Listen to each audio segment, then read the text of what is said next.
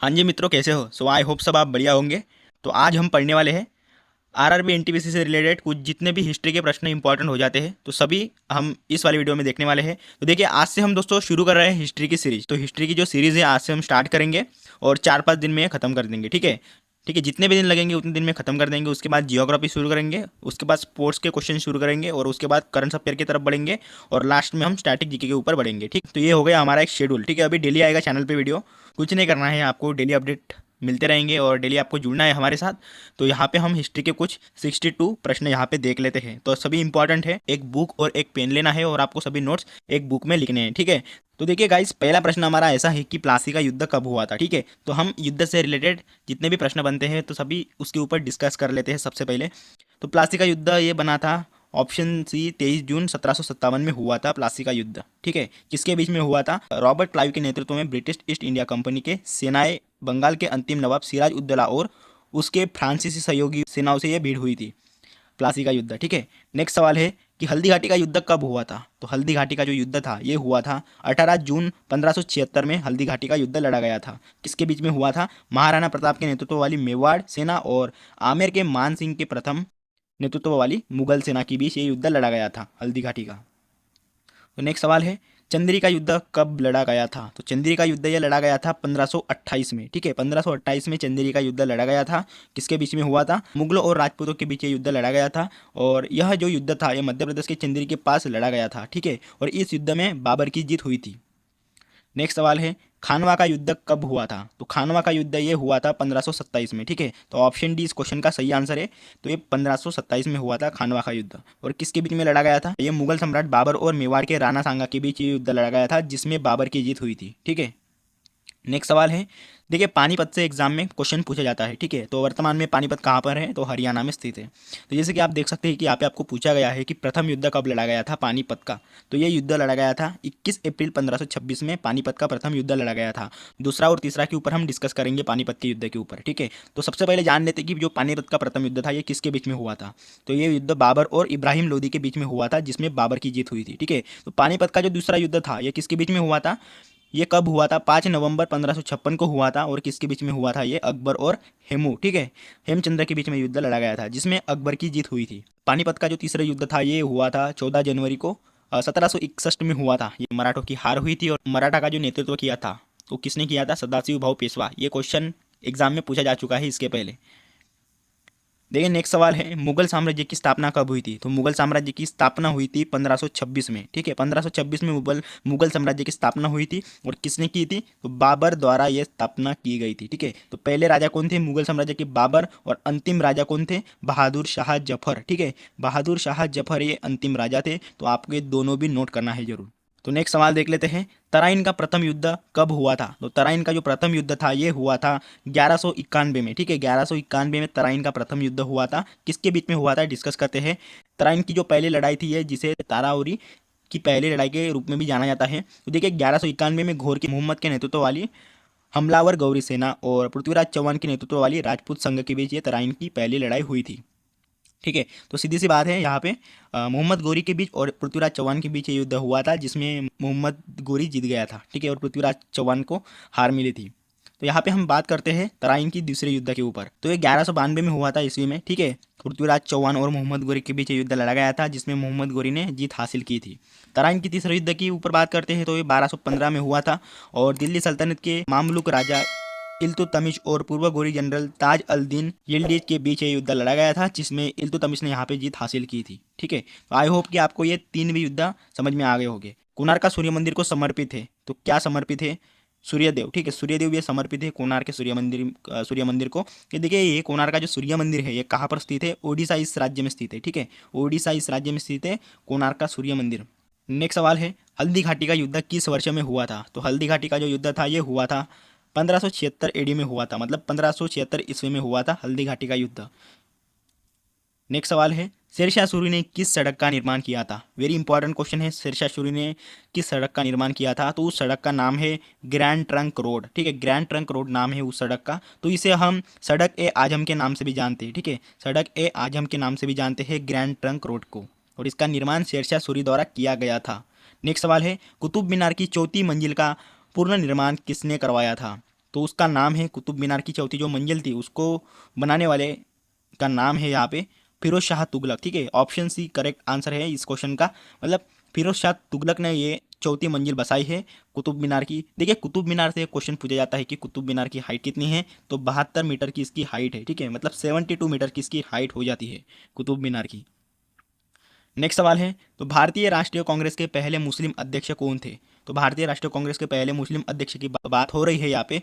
तो अध्यक्ष कौन थे? तो बदरुद्दीन तैयब जी। ठीक है, बदरुद्दीन तैयब जी ये भारतीय राष्ट्रीय कांग्रेस के पहले मुस्लिम अध्यक्ष है। तो अगर आपको स्थापना पूछी जाए भारतीय राष्ट्रीय कांग्रेस की तो कब हुई थी? तो 28 दिसंबर को हुई थी ये स्थापना 1885 में। ठीक है, 1885 में स्थापना हुई थी 28 दिसंबर को। नेक्स्ट सवाल है, देखिए घाघरा का युद्ध कब लड़ा गया था? घाघरा का युद्ध ये लड़ा गया था जिसे हम घग्गर के नाम से भी जानते हैं। तो ये 1529 में लड़ा गया था घाघरा का युद्ध। ठीक है, देखिए ये किसके बीच में हुआ था? अफगान के राजा मोहम्मद लोदी और मुगल बादशाह बाबर के बीच ये घाघरा का युद्ध लड़ा गया था।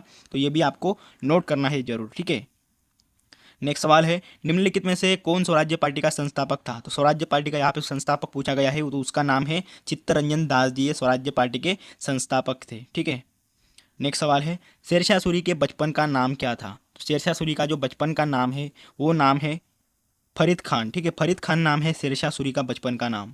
नेक्स्ट सवाल है, आनंद मठ के लेखक कौन है? तो आनंद मठ के लेखक यहाँ पे हो जाएंगे, देखिए बंकिम चंद्र चट्टोपाध्याय जी हो जाएंगे आनंद मठ के लेखक। ठीक है, नेक्स्ट सवाल है, देखिए भारत में सर्वप्रथम सांकेतिक मुद्रा का प्रचलन किसने किया था? तो ये सांकेतिक मुद्रा जो है इसका प्रचलन सर्वप्रथम किसने किया था? तो मोहम्मद तुगलक ने किया था। ठीक, मोहम्मद बिन तुगलक ने किया था सांकेतिक मुद्रा का प्रचलन सर्वप्रथम हमारे भारत में। नेक्स्ट सवाल है, 1857 के विद्रोह के दौरान गवर्नर जनरल कौन था? तो 1857 का जो विद्रोह हुआ था तो उसके समय गवर्नर जनरल कौन था? तो उस गवर्नर का नाम है लॉर्ड कैनिंग। ठीक है, लॉर्ड कैनिंग ये 1857 के समय गवर्नर जनरल था। 1857 का जब विद्रोह हुआ था तभी। तक्षशिला विश्वविद्यालय कहाँ पर स्थित है? तक्षशिला जो विश्वविद्यालय है ये स्थित है पाकिस्तान में, अभी वर्तमान में स्थित है तक्षशिला विश्वविद्यालय। नेक्स्ट सवाल है, हुमायूं नामा के लेखक कौन है? तो हुमायूं नामा के लेखक हो जाते हैं गुलबदन बेगम जी। ठीक है, गुलबदन बेगम जी ये हुमायूं नामा के लेखक है। नेक्स्ट सवाल है यहाँ पे, देखिए विजयनगर राज्य की स्थापना किसके द्वारा की गई थी? तो ये स्थापना की गई थी हरिहर एंड बुक्क द्वारा। ठीक है, हरिहर और बुक्क ने यहाँ पे विजयनगर साम्राज्य की स्थापना की थी।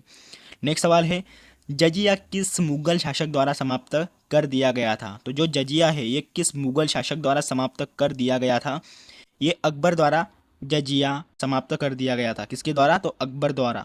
नेक्स्ट सवाल है, अकबर का राज्याभिषेक कहाँ किया गया था? तो अकबर का जो राज्याभिषेक है ये कहाँ पर किया गया था? कलानौर में दोस्तों यहाँ पे अकबर का राज्याभिषेक किया गया था।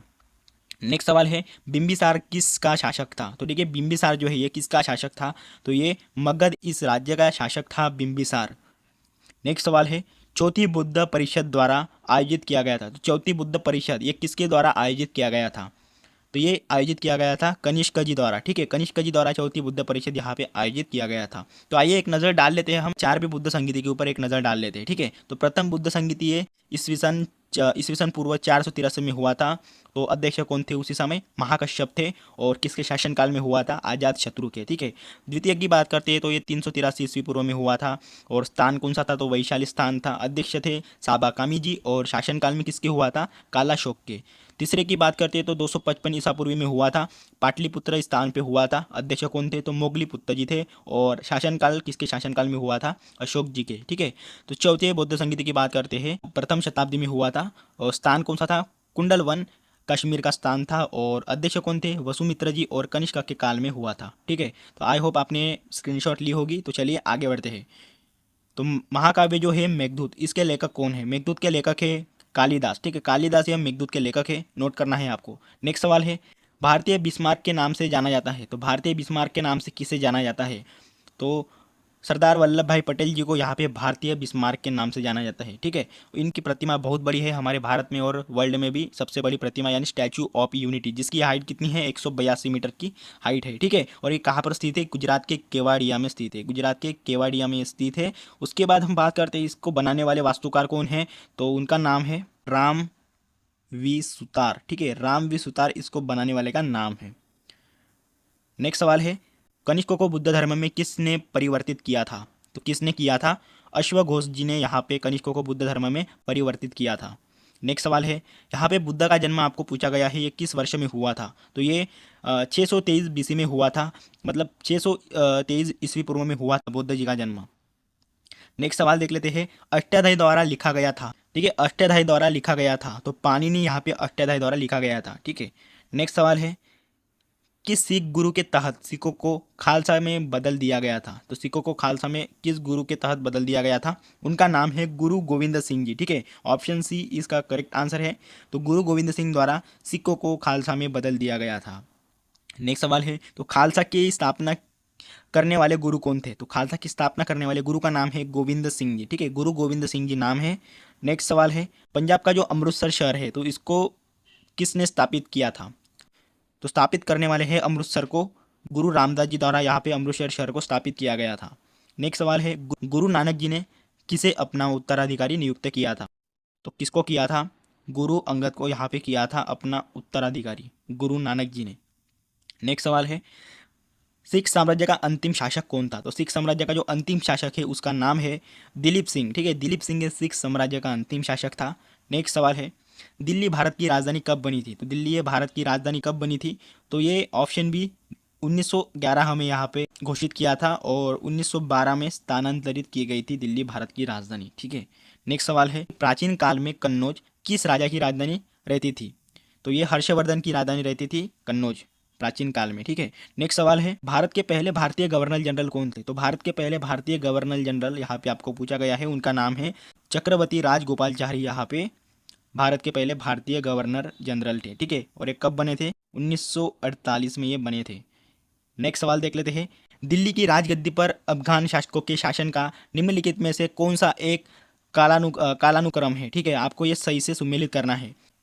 देखिए, सबसे पहले बहलोल खान लोधी हो गए, उसके बाद सिकंदर शाह और इब्राहिम लोधी, तो ये सही क्रम है। ठीक है, नेक्स्ट सवाल है, दिल्ली की प्रसिद्ध जामा मस्जिद का निर्माण किसने करवाया था। तो जामा मस्जिद का निर्माण यहाँ पे शाहजहाँ द्वारा किया गया था। नेक्स्ट सवाल है, मुगलों के शासनकाल में राज्यपाल को मुख्यतः किस रूप में जाना जाता था। तो राज्यपाल को किस रूप में जाना जाता था, मुख्य तौर पर सुबाहदार के रूप में यहाँ पे जाना जाता था मुगलों के शासनकाल में राज्यपाल को। नेक्स्ट सवाल है, औरंगजेब की मृत्यु के समय मराठा नेतृत्व किसके हाथों में था। ताराबाई भोसले जी के हाथ में था। ठीक है, औरंगजेब की मृत्यु के बाद। नेक्स्ट सवाल है, भारत में सर्वप्रथम कौन यूरोपीय व्यापारी आया था। तो कौन सा यूरोपीय व्यापारी आया था भारत में सर्वप्रथम। तो उस व्यापारी का नाम है पोर्तुगीज था, जिसका नाम वास्को दी गामा था। तो ये कहा कब आया था, 17 मई को आया था। ठीक है, 17 मई को आया था, 1498 में हमारे भारत में आया था। भारत के पश्चिमी तट पर अवस्थित जो बंदरगाह है कालीकट, तो वहाँ पे पहुंचा था ये वास्को दी गामा। ठीक है, तो आपको ये भी क्वेश्चन पूछा जा सकता है कि समुद्री मार्ग से प्रथम आने वाला यूरोपीय कौन है। तो उसका नाम है वास्को दी गामा। ठीक है, नेक्स्ट सवाल है, देखिए सत्यार्थ प्रकाश एक किसकी कृति है। तो ये कृति है स्वामी दयानंद सरस्वती जी की कृति है सत्यार्थ प्रकाश।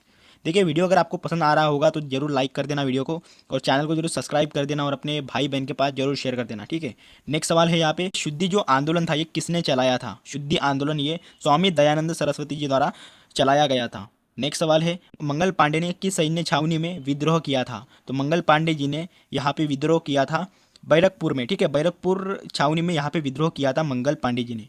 नेक्स्ट सवाल है, तत्वबोधिनी सभा के संस्थापक कौन थे। तो तत्वबोधिनी सभा के संस्थापक है देवेंद्रनाथ टैगोर जी। ठीक है, देवेंद्रनाथ टैगोर जी तत्वबोधिनी सभा के संस्थापक है।